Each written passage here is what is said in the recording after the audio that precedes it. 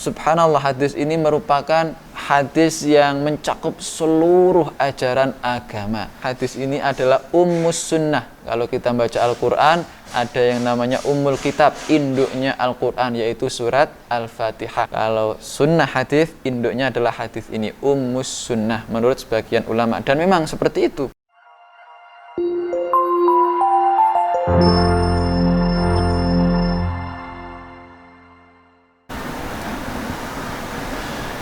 Assalamualaikum warahmatullahi wabarakatuh. Bismillah wassalatu wassalamu ala rasulillah wa ala alihi wa sahbihi wa man walah wa ba'd. Pemirsa kanal Sirajuna Channel dimanapun Anda berada, alhamdulillah saya merasa sangat bahagia sekali bisa berjumpa lagi dengan Anda semua di video ini untuk melanjutkan pembahasan kitab yang sangat agung, karya ulama agung, kitab legendaris, karya ulama legendaris, yaitu kitab Al-Arba'in An-Nawawiyah, karya ulama besar bernama Imam Nawawi rahimahullahu ta'ala. Marilah kita baca hadis yang kedua. Qala al-muallif rahimahullahu ta'ala, al-hadithu tsani, hadis yang kedua.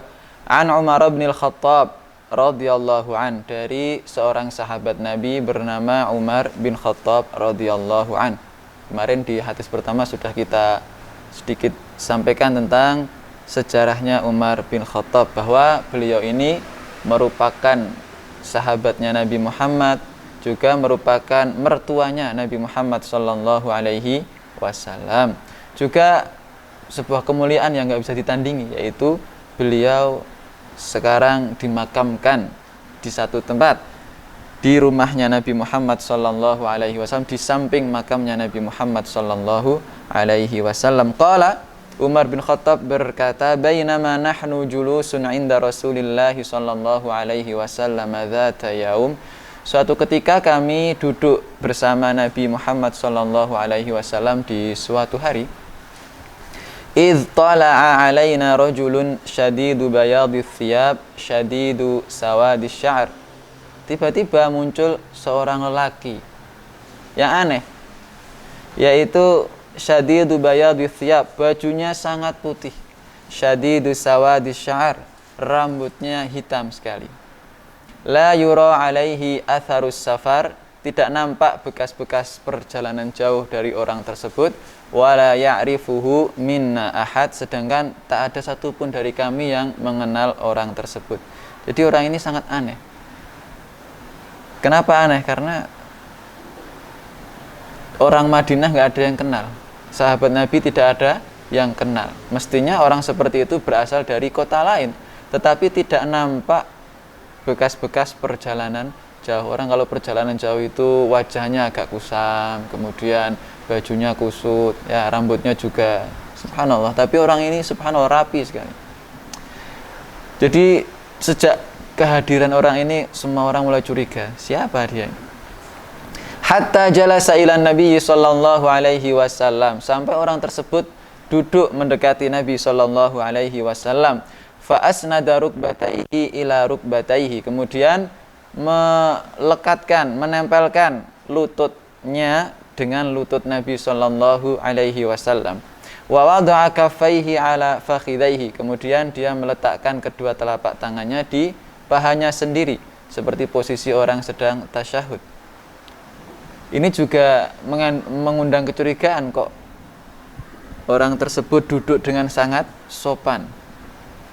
Kemudian orang tersebut berkata, wa qala ya Muhammad akhbirni anil Islam, wahai Muhammad, kasih tahu saya apa itu Islam. Faqala Rasulullah sallallahu alaihi wasallam, Nabi sallallahu alaihi wasallam pun bersabda, al-Islam an tashhada an la ilaha illallah wa anna Muhammadar Rasulullah wa tuqimas shalah wa tu'tiyaz zakah wa tasuma Ramadan wa tahujjal baita in istata'ta ilaihi sabila. Islam, kata Nabi Muhammad, Islam adalah membaca dua kalimat syahadat, tidak ada Tuhan selain Allah dan Muhammad adalah utusan Allah. Kemudian mendirikan sholat, membayar zakat, berpuasa Ramadan, dan melaksanakan haji ke Baitullah Ka'bah jika kamu mampu. Qala sadaqt, orang tersebut berkata, "Shadaq, kamu benar Muhammad." Fa'ajibna lahu yas'aluhu wa yusaddiquh. Kami pun terheran-heran, dia yang nanya kok dia sendiri yang berkata kamu benar. Mencurigakan. Qala fa akhbirni 'anil iman. Orang tersebut lalu berkata, "Kalau begitu kasih tahu saya apa itu iman." Qal, Nabi bersabda, "Antu'mina billahi wa malaikatihi wa kutubihi wa rusulihi wal yaumil akhiri wa tu'mina bil qadari khairihi wa syarrih." Kata Nabi, iman adalah kamu beriman kepada Allah, kepada para malaikatnya, kitab-kitabnya, utusan-utusannya, hari akhir, dan kamu beriman kepada takdir, baik yang baik maupun takdir yang buruk. Qala sadaqt, orang tersebut berkata, "Kamu benar Muhammad." Qala fa akhbirni 'anil ihsan. Orang tersebut lalu berkata, "Kalau begitu kasih tahu saya apa itu ihsan." Qal, Nabi bersabda, "Anta'budallah ka'annaka tarah." Ihsan itu kamu menyembah Allah seakan-akan kamu melihat Allah langsung. Fa illam takun tarah fa innahu yarak. Dan jika kamu tidak melihatnya, maka sesungguhnya Allah melihatmu. Qala fa akhbirni 'anis sa'ah. Kalau begitu kasih tahu saya Muhammad apa itu tentang kiamat. Qal, Nabi bersabda, "Mal mas'ulu anha bi'a'lama minas sa'il." Yang ditanya tidak lebih tahu daripada sang penanya. Kata Nabi, "Kamu tidak tahu, saya juga tidak tahu kapan terjadinya hari kiamat." Qala fa akhbirni an amaratiha. Fa akhbirni an amaratiha. Kalau begitu kasih tahu saya Muhammad tentang tanda-tanda kiamat. Qal, Nabi bersabda, "Antalidal amatu rabbataha." Ketika seorang budak perempuan melahirkan majikannya sendiri. Artinya apa? Artinya kondisi dunia sudah tidak teratur saat itu, ketika banyak sekali yang namanya kedurhakaan seorang anak kepada ibunya sendiri. Itu merupakan tanda-tanda hari kiamat. Kalau kita merujuk ke penjelasan Arba'in Nawawi dan penjelasan hadis ini, ulama punya dua penafsiran tentang antalidal amatu rabbataha. Tanda kiamat yaitu ketika seorang budak perempuan melahirkan majikannya sendiri. Yang pertama, ketika banyak terjadinya kedurhakaan seorang anak kepada emaknya sendiri, kepada ibunya sendiri. Penafsiran kedua, ketika perang terjadi begitu banyak sehingga seorang wanita menjadi budak, kemudian dinikahi oleh orang lelaki yang merdeka, kemudian melahirkan anak, dan anak tersebut statusnya bukan budak, tetapi statusnya adalah orang merdeka. Jadi seolah-olah sang ibu tadi melahirkan majikannya sendiri. Wa antaral hufatal uratal alata ri'a asya yatatawaluna fil bunyan. Dan ketika engkau melihat orang yang tak bersandal, tidak berpakaian, pakaiannya compang-camping, al-alah, miskin, ri'a asya'i, kerjaannya hanya menggembala kambing, yatatawaluna fil bunyan, mereka menjadi orang kaya raya sehingga berlomba-lomba membuat menara yang mana yang paling tinggi. Jadi yang kedua ini ketika orang-orang Arab dari kelas bawah yang kerjaannya hanya menggembala kambing, jadi buruh penggembala kambing, sendal pun juga kurang bagus sehingga bisa dikatakan nggak bersandal, bajunya juga compang-camping, mereka nggak punya apa-apa. Mereka tiba-tiba berubah menjadi orang kaya dan membangun gedung-gedung pencakar langit, berlomba-lomba mana yang lebih dahulu, yang lebih tinggi. Tsumman talaqa, kemudian lelaki tersebut pergi. Falabithtu maliya, kemudian saya Umar bin Khattab berdiam sejenak. Sebagian penjelasan kitab hadis ini maliya artinya sejenak, atau di sebagian kitab lain mengatakan maliya ini saya berdiam beberapa hari, dalam waktu yang lama. Di sebagian riwayat dikatakan 3 hari. Tapi intinya setelah beberapa waktu, Tsumma qala ya Umar atadri manis sa'il. Nabi bersabda, wahai Umar, kamu tahu tidak siapa si penanya tadi? Qultu Allahu wa rasuluhu a'lam. Allah dan Rasulnya lebih tahu.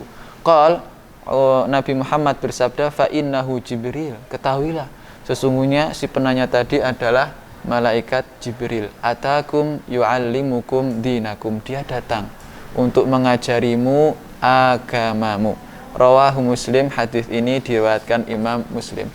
Saudara-saudara dimanapun Anda berada, hadis ini adalah hadis yang panjang, tapi subhanallah hadis ini merupakan hadis yang mencakup seluruh ajaran agama.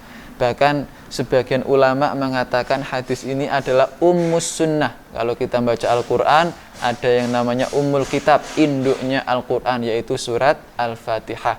Kalau sunnah hadis, induknya adalah hadis ini, ummus sunnah menurut sebagian ulama. Dan memang seperti itu.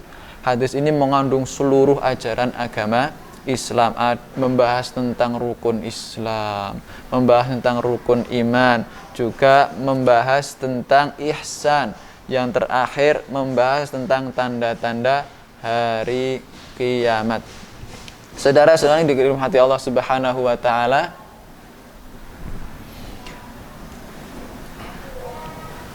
hadis ini kalau kita simpulkan mengandung tema yaitu tingkatan dalam beragama Islam. Jadi kalau kita sekolah ada tingkatan TK, ada SD, ada SMP, SMA, kuliah, terus pasca sarjana. Dalam agama Islam sendiri juga ada tingkatan-tingkatannya, ada kualitasnya. Tujuannya apa? Agar kita berlomba-lomba siapa yang kualitas agamanya paling baik di mata Allah Subhanahu wa taala. Tingkatan pertama saudara-saudara sekalian yaitu Islam. Tingkatan Islam. Artinya apa? Tingkatan Islam ini tingkatan amalan zahir. Orang mukmin yang benar-benar beriman kepada Allah melaksanakan sholat 5 waktu.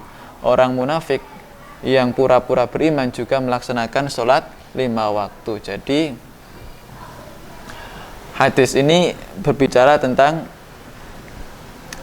Islam. Yang pertama, tingkatan pertama adalah Islam, yaitu tingkatan amalan zahir. Kemudian tingkatan tentang iman, yaitu tidak hanya tentang amalan zahir tapi juga amalan zahir tadi didukung dengan amalan batin. Orang tersebut melaksanakan ajaran-ajaran Islam secara zahir, di hatinya juga percaya kepada rukun-rukun iman. Kemudian tingkatan selanjutnya adalah ihsan, yaitu ketika iman Islamnya itu sangat berkualitas, sehingga ketika dia beribadah, subhanallah sangat berkualitas. Dikatakan oleh Nabi ada 2 tingkatan. Tingkatan yang paling tinggi yaitu ketika seseorang beribadah seakan-akan melihat Allah secara langsung. Subhanallah, pasti kualitasnya sangat tinggi. Kemudian tingkatan yang kedua, orang tersebut beribadah seakan-akan dilihat oleh Allah Subhanahu wa taala, dan memang dilihat oleh Allah Subhanahu wa taala. Sehingga ibadah kalau punya sampai tingkatan tersebut, ibadahnya mempunyai kualitas yang sangat bagus. Kemudian malaikat Jibril berkata, beritahu saya tentang hari kiamat. Ini mengisyaratkan kepada kita bahwa kita beragama ini ada iman, ada Islam, ada iman, ada ihsan. Ini tujuannya apa? Untuk bersiap-siap menyambut hari kiamat. Karena kita hidup di dunia hanya sementara, kemudian akan ada hari kiamat. Fariqun fil jannah wa fariqun fis sa'ir. Ada yang masuk surga dan ada yang masuk neraka. Kemudian Nabi memberikan sebagian tanda-tanda hari kiamat. Kalau kita bahas lebih jauh, tanda kiamat ada 2, tanda yang besar dan tanda yang kecil. Jadi yang disebutkan dalam hadis ini adalah tanda-tanda yang kecil. Kalau tanda-tanda yang besar itu seperti turunnya Nabi Isa, keluarnya Dajjal, Ya'juj Ma'juj, kemudian matahari terbit dari barat, itu adalah tanda-tanda besar. Intinya saudara-saudara sekalian, hadis ini mengajarkan kepada kita bahwa beragama itu ada tingkatannya. Kita lihat apakah tingkatan kita itu hanya sebatas Islam, atau sudah naik ke tingkatan iman, atau subhanallah sudah masuk ke ranah yang tinggi yaitu tingkatan ihsan. Dan di tingkatan ihsan sendiri ada 2 level. Yang mana? Apakah yang pertama atau yang kedua? Untuk termotivasi naik level tersebut, maka kita harus ingat bahwa kita melakukan semuanya ini untuk bersiap-siap bertemu dengan Allah Subhanahu wa taala di hari kiamat. Kemudian rawahu Muslim, hadis ini diriwayatkan oleh Imam Muslim, artinya hadis ini statusnya adalah sahih, terbukti secara ilmiah bahwa hadis ini benar-benar pernah dilafalkan oleh Nabi Muhammad sallallahu alaihi wasallam. Kemudian yang terakhir, sisi keistimewaan hadis ini. Hadis ini seperti yang kami katakan tadi mencakup seluruh ajaran agama Islam. Baik saudara-saudara sekalian, mungkin untuk keterangan hadis kedua kami cukupkan di sini. Apabila ada pertanyaan atau sanggahan, komentar, meluruskan, kami persilahkan di kolom komentar ya, di kolom komentar. Insyaallah akan kami tanggapi di video selanjutnya. Terima kasih. Subhanakallahumma bihamdika asyhadu an la ilaha illa anta astaghfiruka wa atubu ilaik. Assalamualaikum warahmatullahi wabarakatuh.